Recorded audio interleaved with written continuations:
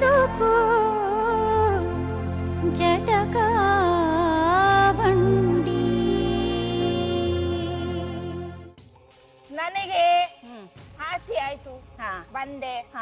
ಆದರೆ ನನ್ನ ಮಕ್ಕಳು ಒಂದು ಮಗು ರೆಡಿ ಆಗಿತ್ತು, ಗಂಡು ಮಗು ಬಗ್ಗಲಿಲ್ಲ. ಆದರೆ ನನಗೆ ಇಬ್ಬರು ಬಲಿಬೇಕಾಗಿತ್ತು ಬಾಲಿಕೆ. ಈ ಸತ್ಯದಿಂದ ನಾನು ಇನ್ನೇನು ಹೇಳೋಕೆ ಆಗಲ್ಲ ಬಾಲಿಕೆ. ಹಾಗಿದ್ರೆ ನಿನ್ ಗಂಡಲ ಈ ಹೆಣ್ ಶರೀರ ಬಿಟ್ಟು ಹೋಗ್ಲೇಬೇಕು ನೀನು. ನಾನು ಹೋಗಲ್ಲ. ಹಂಗಾರಿ ತಿನ್ನು. ತಿನ್ನಲ್ಲ. ನೀನ್ ಪ್ರೇತ ಅಲ್ಲ, ತಿನ್ನದು. ಪ್ರೇತ ಆದ್ರೂ ತಿನ್ನತ್ತೆ, ದೈವ ಆದ್ರೂ ತಿನ್ನತ್ತೆ. ತಿನ್ನು. ನಾನ್ ತಿನ್ನಲ್ಲ. ಇದು ತಿನ್ಬೇಕು. ತಿನ್ನಲ್ಲ. ಅದೇನದ್ ನಾನ್ ಕೊಟ್ಟಿರೋದು? ನಾನ್ ಕೊಟ್ಟಿರೋದು ಏನ್ ತಾಯಿ? ಆ ಪ್ರೇತ ಅಲ್ಲ ನೀನು. ಯಾವ ಪ್ರೇತ ಅಮ್ಮ? ಯಾವ ಪ್ರೇತ? ನೀ ಮುಟ್ಟಕೂಡ್ದು, ಹಂಗೆ ನೋಡಿ ಹೇಳ್ಬೇಕು. ತಿನ್ನಮ್ಮ. ಏನು ತಿನ್ನು? ಮೆಣಸಿನಕಾಯಿ. ತಿನ್ನು. ತಿನ್ನಲ್ಲ ನಾನು ಇದನ್ನ. ನೀ ಪ್ರೇತ ಅಲ್ವಾ? ನಾನ್ ತಿನ್ನಲ್ಲ ಇದನ್ನ. ಮತ್ತೇನ್ ಬೇಕು ನಿಂಗೆ? ನನಗೆಲ್ಲ ದೈವ ಶಕ್ತಿನೂ ಆಗಿದೆ. ನನಗೆ ಅವಳು ಬೇಕು ಅಷ್ಟೇನೆ. ಯಾರ್ ಬೇಕು? ಅವಳೇ ಬೇಕು ನನಗೆ. ಸರಿ, ಯಾರಮ್ಮ ಬೇಕು? ತಿನ್ಬೇಕಲ್ಲ. ತಿನ್ಬೇಕಲ್ಲ. ನಾನ್ ತಿನ್ನಲ್ಲ. ತಿನ್ಬೇಕು. ನಾನ್ ತಿನ್ನಲ್ಲ. ಆಗಲ್ಲ. ಆಯ್ತು ಆಯ್ತು. ಅಲ್ಲಿ ನಿನ್ ದೇವ್ರಲ್ಲ ಅಲ್ಲಮ್ಮ? ನಾನ್ ದೇವ್ರೇ ಅಲ್ಲ. ಪ್ರೇತನಾ? ಪ್ರೇತನೇ. ಎಷ್ಟ್ ದಿನದಿಂದ ಇದೆಯಾ? ನಾನು 2 ವರ್ಷ ಆಯ್ತು ನಾನು ಬಂದು ಇಲ್ಲಿಗೆ. ಹೌದಾ? ಎಲ್ಲಿಂದ ಬಂದೆ? ನಾನು ಎಲ್ಲಿಂದ ನಾರೋ ಬರ್ತೀನಿ.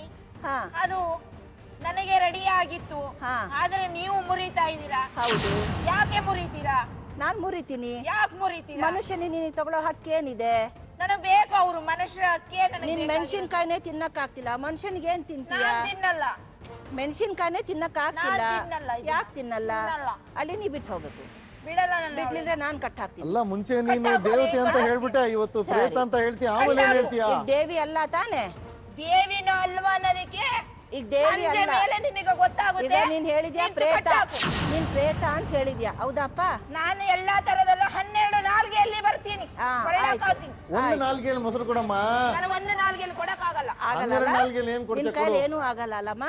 ಸರಿ, ಆ ಮೆಣಸಿನ್ಕಾಯಿ ಕೊಡು. ಸರಿ, ಈಗ ನೀನ್ ಪ್ರೇತ ಅಲ್ಲ? ಎಷ್ಟೊತ್ತು ಕಾಯ್ಬೇಕು ನಿಂಗೆ ಈಗ ನೆಕ್ಸ್ಟ್ ತಿಂದಕ್ಕೆ?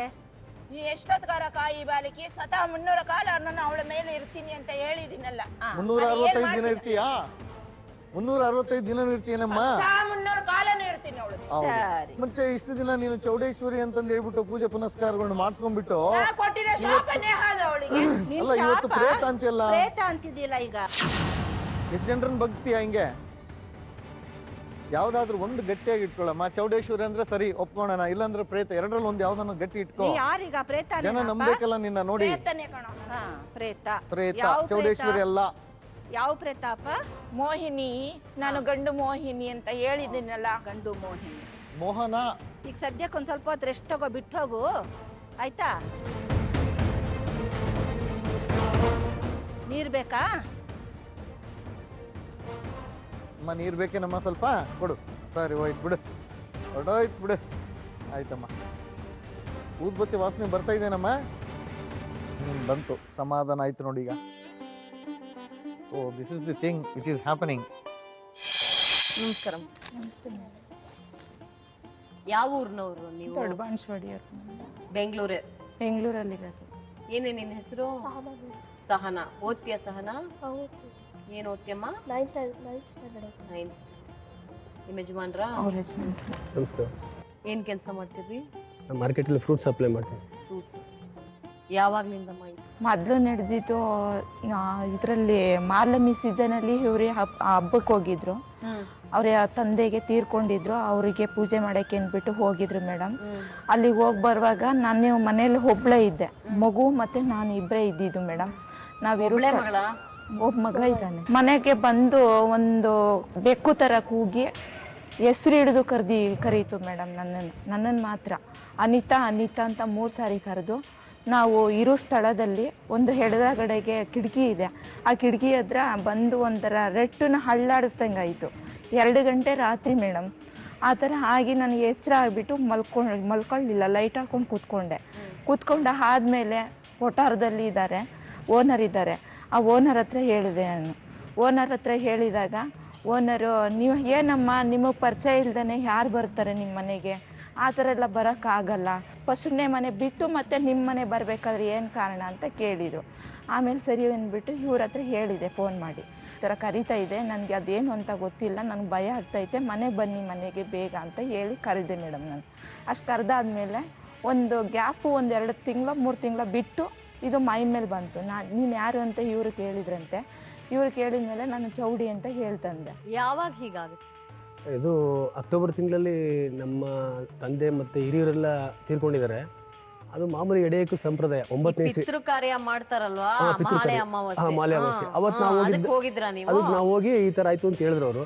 ಹೋದ್ಮೇಲೆ ಆಯ್ತು 2 ತಿಂಗಳಾಗದೆ. ಯಾವಾಗ್ಲಿಂದ ಈ ತರ ಆಗ್ತಾ ಇದೆ? ಅದಾಗಿ 2 ತಿಂಗಳಾದ್ಮೇಲೆ? ಅದಾದ 2 ತಿಂಗಳು 1/12/2009 10:40 ನೈಟ್ ಮಂಗಳವಾರ ಬಂದಿದ್ದು ಇವ್ರ ಮೈ ಮೇಲೆ ಹೆಂಗ್ ಬಂತು ಅಂದ್ರೆ ಮೇಡಮ್, ನಾನು ಮಾಮೂಲಿ ಸಂಪ್ರದಾಯವಾಗಿ ಕೆಲಸ ಮುಗಿಸ್ಕೊ ಬರುವಾಗ ಚಿಕನ್ ಕಬಾಬ್ ತಂದಿದ್ದೆ. ಬಂದ ತಕ್ಷಣ ಊಟ ತಿಂದು ಮಾಡಿ ಅಲ್ಲೇ ಮಲ್ಲಿಗೆ ಹಾಸಿದ್ವಿ, ಚಾಪೆ ಅಂತಾರೆ, ಮಲ್ಕೊಂಡು ನನ್ನ ಮಗಳು ದಿವಾನ್ ಕಟ್ಟಿ ಮಲಗಿದ್ದು. ನಿದ್ದೆ ಫುಲ್ ಬಂದ್ಬಿಟ್ಟಿತ್ತು, ಗೊತ್ತಿಲ್ಲ. ಇವರು ನಾವು ಇಬ್ಬರೇ ಮಲಿಕಂದು 2 ಸೆಕೆಂಡ್ ಆಗಿಲ್ಲ, ಇನ್ನೂ ಲೈಟ್ ಆಫ್ ಮಾಡಿಲ್ಲ. ಬಂದು ನೋಡಿದ್ದು ಆ ದೃಶ್ಯ ಅಂದ್ರೆ ವಿಕೃಪ ರೂಪ ಅಂದ್ರೆ ಅದೇ ನಾಗವಲ್ಲಿ, ಅದೇ ಇದು ಆಪ್ತಮಿತ್ರ ನಾಗವಲ್ಲಿ, ಅಂಥ ವಿಕೃಪ ನೋಡಿದೆ ಇವ್ರನ್ನ.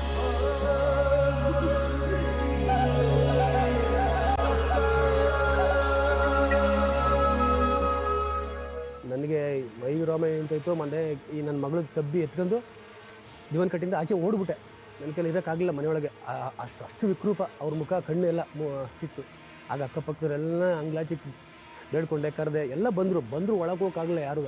ತುಂಬ ಭಯ ಆಯ್ತದೆ ಅಂದ್ಬಿಟ್ಟು ಪಕ್ಕದ ಮನೆ ಎತ್ತಿ ಆಚೆ ಮನೆ ಪಕ್ಕದ ವಟಾರದಲ್ಲಿ ಅಲ್ಲೇ ಮಲಗಿಸ್ಬಿಟ್ಟು ಹೋಗಿ ಕೇಳಿದಾಗ ನಾನು ಚೌಡೇಶ್ವರಿ ನನಗೆ ಗಬ್ ಮಾಡೋಕ್ಕೆ ಬಂದಿದ್ದೀನಿ, ನೀನು ಈ ಮನೆ ದೇವರು ಕತ್ಲಾಗಿತ್ತು, ನಿಮ್ಮ ಮನೆ ಬೆಳಗ್ಸಕ್ಕೆ ಬಂದಿದ್ದೀನಿ ನಾನು, ನೀನು ಎಲ್ಲ ಗಬ್ ಮಾಡೋಕ್ಕೆ ಮಡಿದೊಳಗೆ ನೀನು ಚಿಕನ್ ಕಬಾಬ್ ತಿನ್ನಿಸಿ ಇದನ್ನ ಹಾಳು ಮಾಡೋಕ್ಕೆ ಬಂದಿದ್ದಿಲ್ಲ ಅಂತ ಅಂದು.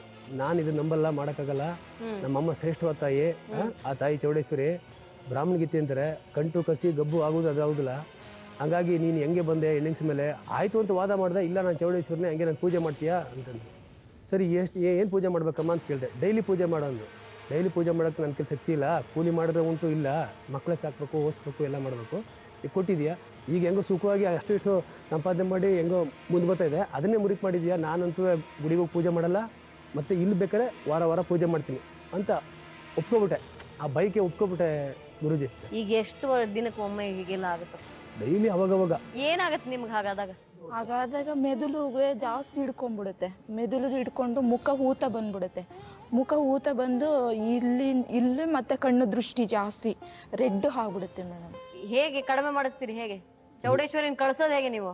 ಕಳ್ಸೋದು ಹೇಗಿಂದ ಚೌಡೇಶ್ವರನು ಅದು ಅಲ್ಲ ಅಂತ 108 ಥರ ಹೇಳ್ತದೆ. ಅದೆಲ್ಲ ಬಿಡಿ, ನೀವು ಈಗ ಅವ್ರನ್ನ ಸುಮ್ನಾಗ್ಸೋದು ಹೇಗೆ? ಮನೇಲಿ ದಿನಾಗ್ಲೂ ಬರುತ್ತೆ ಸುಮ್ಮನೆ ಬರ್ದಾಗ ಅವಾಗ ಬಂದಾಗ ಅವ್ರೆ ನಾನು ಸುಮ್ಮನೆ ಆಗ್ಬಿಡ್ತೀನಿ, ಅವ್ರ ಸುಮ್ಮನೆ ಆಗ್ತಾರೆ, ಹೇಳ್ತಾರೆ ಹಿಂಗೆಲ್ಲ ಹಿಂಗ್ ಮಾಡ್ಬೇಕು ಹಂಗ್ ಮಾಡ್ಬೇಕು ಅಂತಾರೆ. 1 ವರ್ಷ ಸತತವಾಗಿ ಬಂದಾದ್ಮೇಲೆ 1 ವರ್ಷ ಮಡಿಯಾಗಿದ್ವಿ ಎಲ್ಲಾ ಥರದಲ್ವೇ. ನಾವು ಮಾಂಸಾಹಾರಿಗಳು. ಅವಾಗ ಸಸ್ಯಾಹಾರಿಗಳಿಗೆ 1 ವರ್ಷ 2 ತಿಂಗಳು ಮೊಟ್ಟೆ ಇಲ್ಲ, ಚಿಕನ್ ಇಲ್ಲ, ಮಟನ್ ಇಲ್ಲ, ಫುಲ್ ನಮ್ಮ ಇದು ನಮ್ಮ ಸಂಸಾರ ಎಲ್ಲ ಹಂಗಿದ್ವಿ ಮೇಡಮ್. ಇಷ್ಟೇಂದ ಅಷ್ಟೇ ಇದ್ದು. ಪ್ರತಿಯೊಂದು ನಾನು ಕೂಡ ಡೈಲಿ ಡ್ರಿಂಕ್ಸ್ ಮಾಡ್ತಿದ್ದೆ 25 ವರ್ಷದಿಂದ. ಸತ್ಯ ಹೇಳ್ತೀನಿ, ಸುಳ್ಳು ಹೇಳಕ್ಕೆ ಇಷ್ಟಪಡಲ್ಲ. ಅದನ್ನು ಕೂಡ ಅದನ್ನು ಬಿಟ್ಟು ಚೌಡೇಶ್ವರಿ ನಮ್ಮ ಮನೆದೇವ್ರು ಬಂದಮೇಲೆ ಇವೆಲ್ಲ ಯಾಕೆ, ನನ್ನ ಸಂಸಾರಕ್ಕಿಂತ ದೇವ್ರಕ್ಕಿಂತ ನನಗೆ ಇದೆಲ್ಲ ಹೆಚ್ಚಾ, ಬೇಡ ಬಿಡಪ್ಪ, ಇದನ್ನು ಮಾಡಿದ ಪ್ರಯೋಜನ ಅಂತ ಬಿಟ್ಬಿಟ್ಟೆ. ಪ್ರತಿ ಸೋಮವಾರ ಮಂಗಳೂರು ಬೆಳಿಗ್ಗೆ ಪೂಜೆ ಆಗುತ್ತಂದ್ರೆ ನಾನು ಡ್ಯೂಟಿ ಮುಗಿಸ್ಕೊಂಡು ಕೈಲಿ ಹಿಡ್ಕೊಬರ್ವೆ. ಹಣ್ಣು ಕಾಯಿ ಕರ್ಪೂರ ಆ ದೇವಸ್ಥಾನ ಕೊಟ್ಬಿಟ್ಟು ಮತ್ತೆ ನಮ್ಮ ಮನೆಗೆ ತಂದು ಪೂಜೆ ಮಾಡೋಣ ಅಂತೇಳಿ ಪೂಜೆ ಮಾಡ್ತಿದ್ವಿ. ಪೂಜೆ ಮಾಡ್ತಾ ಯಥಾಸ್ಥಿತಿಯಾಗಿ 2 ಕಾಯಿ ಹೊಡಿದು ಪೂಜೆ ಮಾಡೋದು, ಹಿಂಗೆ ಮಾಡ್ಕೊಂಡು ಎಷ್ಟೋ ಜನಕ್ಕೆ ಒಂದಿಬ್ರು ಸಕ್ಸಸ್ ಆಯಿತು ಅಂತಂದ್ರು, ಕೆಲವು ಜನ ಸಕ್ಸಸ್ ಆಗಿಲ್ಲ. ನಾನು ನಂಬಲಿಲ್ಲ. ಅವಾಗ ಪದೇ ಬರುವಾರೆ ನೀ ಚೌಡೇಶ್ವರಿ ಇಲ್ಲ, ನೀನು ಆ ಥರ ನಂಬೋದಿಲ್ಲ, ಇದೇನೋ ಒಂದು ಯಾವ್ದಾರು ಶಕ್ತಿನೇ ಅಂತೇಳಿ ನಾನು ಮನಸ್ಸನ್ನೇ ಕನ್ಫರ್ಮ್ ಮಾಡ್ಕೊಂಡು ನನ್ನ ನಂಟರಿಗೆ ಫ್ರೆಂಡ್ರಿಗೆ ಅವ್ರಿಗೆಲ್ಲ ಕೇಳ್ಕೊಂಡು ಕೊನೆಗೆ ಒಂದು ನಿರ್ಧಾರಕ್ಕೆ ಬಂದು ಹಂಗೆ ಸುಮ್ಮನಾದೆ. ಈಗೇನು ಇದರಿಂದ ಪರಿಹಾರ ಇದೆ ಅಂತ ಅನ್ಸುತ್ತೋ ಅಥವಾ ಇದು ಚೆನ್ನಾಗಿದೆ ಅಂತ ಅನ್ಸುತ್ತೋ? ಏನು ಇದಕ್ಕೆ ಪರಿಹಾರ ನೀವೇ ಕೊಡಿಸ್ಬೇಕು. ಅಲ್ಲಿಂದ ಕಾದು ಬಂದು ನಮಗೆ ಕಣ್ಣೀರು ಬಿಟ್ರೆ ಇನ್ನೇನಿಲ್ಲ. ಈಗ ನನಗೆ ತುಂಬಾ ಬೇಜಾರಾಗುತ್ತೆ. ಅಂದ್ರೆ ಮಾಡಕ್ ಪೂಜೆ ಆಗಲ್ಲ ಮೇಡಮ್ ನನ್ನ ಕೈಯಲ್ಲಿ ಮಾಡಕ್. ಪೂಜೆ ಬಿಡ್ರಮ್ಮ, ಈ ತರ ಆಗುತ್ತಲ್ಲ, ಇದಾದ್ರೂ ಪರವಾಗಿಲ್ವಾ ನಿಮಗೆ? ನನಗೆ ತುಂಬಾ ನೋವಾಗುತ್ತೆ ಮೇಡಮ್. ಒಳಗಡೆ ಎಲ್ಲ ನೋವಾಗುತ್ತೆ, ಒಳಗಡೆ ಬ್ಲಡ್ ತರ ಬರುತ್ತೆ ಮೇಡಮ್. ನನ್ ಕೆಲಸ ಮಾಡತ್ತವು ತುಂಬಾ ಹಿಂಸೆ ಕೊಡುತ್ತೆ ಮೇಡಮ್. ಫುಲ್ಲು ಮೈ ಎಲ್ಲ ದಪ್ಪ ಆಗ್ಬಿಡುತ್ತೆ ಮೇಡಮ್. ಈ ಮಗುಗೂ ನನಗೆ ಇಬ್ಬರಿಗೇನೆ ಹಿಂಸೆ ಕೊಡುತ್ತೆ ಒಂದು ಮೇಡಮ್. ಅದು ನನಗೆ ಪಾಠ ಮಾಡ್ತಾ ಇದ್ರೆ ಇವ್ರು ಪಾಠ ಮಾಡ್ತಾವ್ರ ಅನಿಸ್ತದೆ. ಅವ್ರು ಎದೋಡ್ಸ್ದಾಗ ಮಾತ್ರ ನನ್ಗೆ ಜ್ಞಾನ ಆಗುತ್ತೆ ಮೇಡಮ್. ನನಗೇನು ಜ್ಞಾನ ಆಗಲ್ಲ. ಮುಖ ಎಲ್ಲ ಊತ ಹೋಗಿ ಪ್ರೆಗ್ನೆಂಟ್ ಆದಂಗೆ ಈ ತರ ಬರುತ್ತೆ ಮೇಡಮ್ ಹೊಟ್ಟೆ ಮಗುಗೂ. ನನಗೂ ಅದೇ ತರ ಆಗುತ್ತೆ. ಮುಖ ಫೇಸ್ ಎಲ್ಲ ದಪ್ಪ ಆಗ್ಬಿಡುತ್ತೆ ಮೇಡಮ್. ತುಂಬಾ ದಪ್ಪ ಆಗಿ ತುಂಬಾನೇ ನೋವು ಆಗುತ್ತೆ ಮೇಡಮ್. ವಾಮಿಟ್ ಆಗ್ಬೇಕಾದ್ರೆ ನೊರೆ ತರ ವಾಮಿಟ್ ಆಗುತ್ತೆ ಮೇಡಮ್ ನನಗೆ.